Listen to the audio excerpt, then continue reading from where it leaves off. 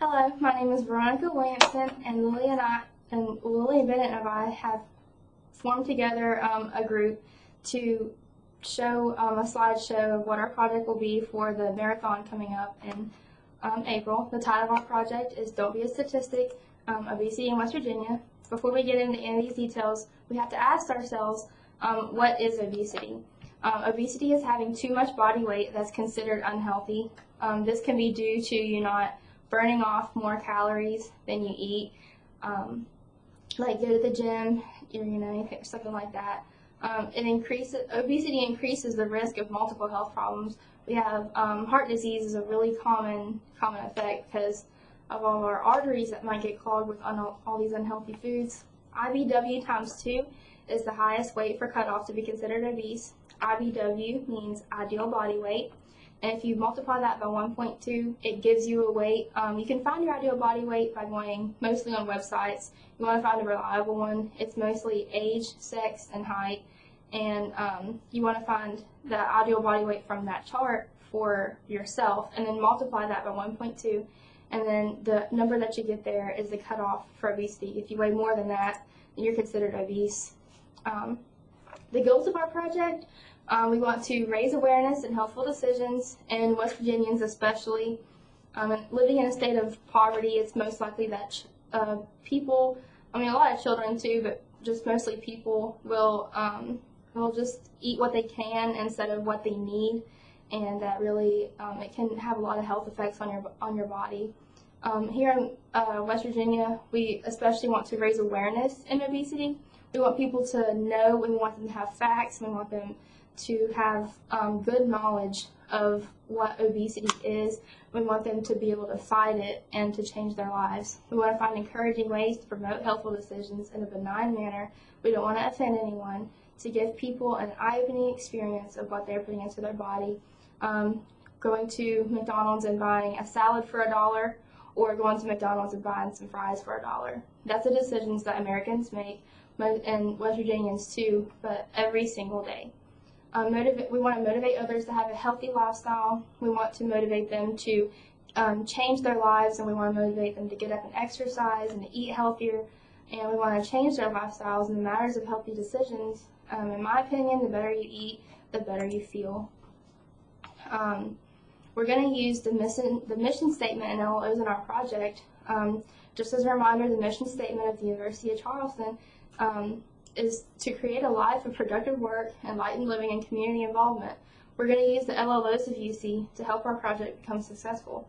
In citizenship, we want the students to reach out and give back to the community. That's what citizenship is about. We want them to be involved. We want them to be citizens, and we want them to do this by promoting health here, especially in West Virginia. We want the people to know. We want our audience to know. We want everybody that we're reaching out to, and we just want them to know, and we want our students to be the ambassadors to get that information out.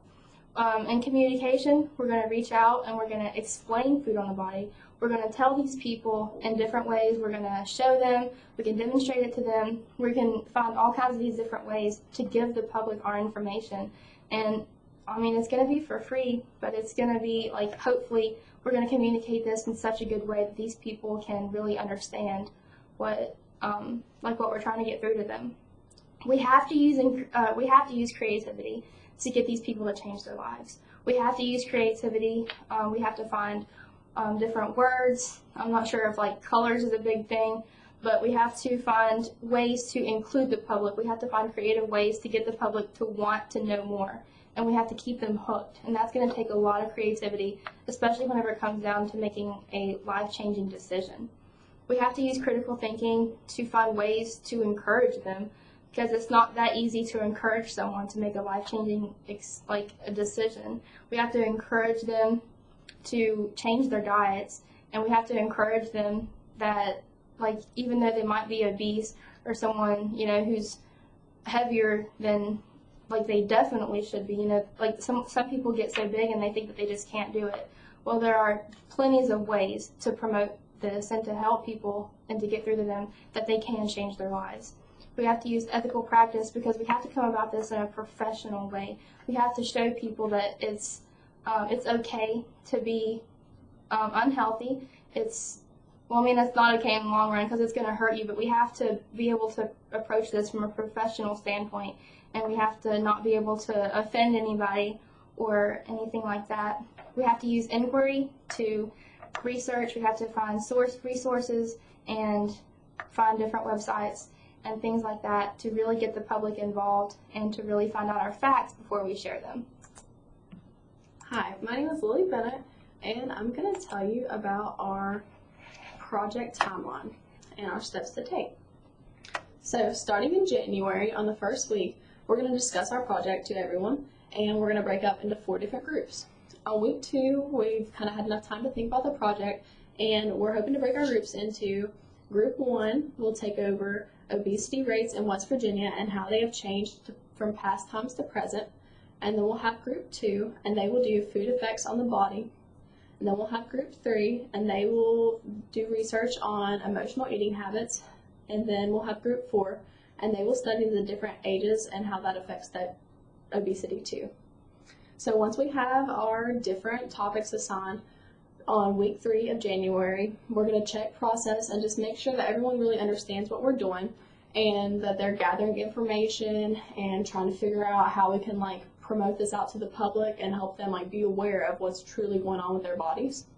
And then in January, week 4, we're going to have nutritionists come in and speak and answer questions. This will be obviously an in-class project, and this could be a really good time for people to because sometimes it's hard to actually look up certain facts. This would be a good time to actually have communication with somebody too. And then on week 1 of February, we're going to continue research. Students will be required to do research not only in class, but also outside of class as well, and because there's just truly not enough time in a 1-hour class each week.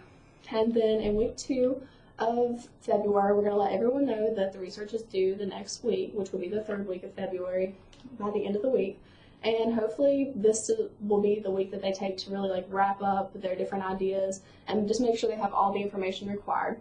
And then week 3 of February, the research must be completed and it needs to be organized with creativity. This is where we're really going to come together and figure out how we could give these ideas and facts to the public in a creative, intriguing way, because we really want people to be interested in our subject.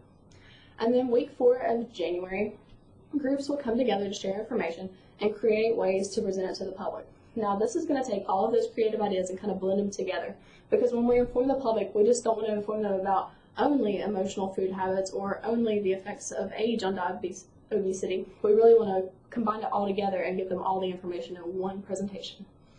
So in March, the first week, we'll finish our presentation with the class, we'll have an idea of what we're going to do, and we'll get that all finalized. And once we have our presentation, we're going to begin campaigning. So campaigning will start in the 2nd week of March, and then we'll have a week-long break because it's spring break the next week, the 3rd week of March. And then we'll go back to campaigning when we come back from break on the 4th week of March. And we'll take that whole week to just really, reach out and maybe do some different things on campus or even go off campus just to really push our information out there. And then the 1st week of April, we'll also campaign. And then the 2nd week of April is marathon week. And we're really hoping that with obesity and different ways to fight it, one is exercise, that people will be encouraged to want to attend the marathon that UC is hosting. So our resources.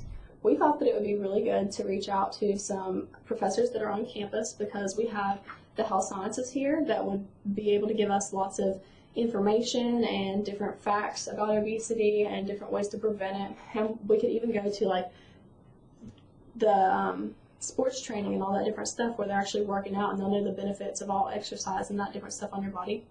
And then we thought we could even do interviews just to get an idea of what the public wants to know. We could interview different professors on campus, students on campus, and just ask them questions to figure out what they actually know about obesity and what they don't. We could also use basic research like going to UC's library and finding books and different websites about nutrition and obesity and health exercises and different things like that. So our constraints.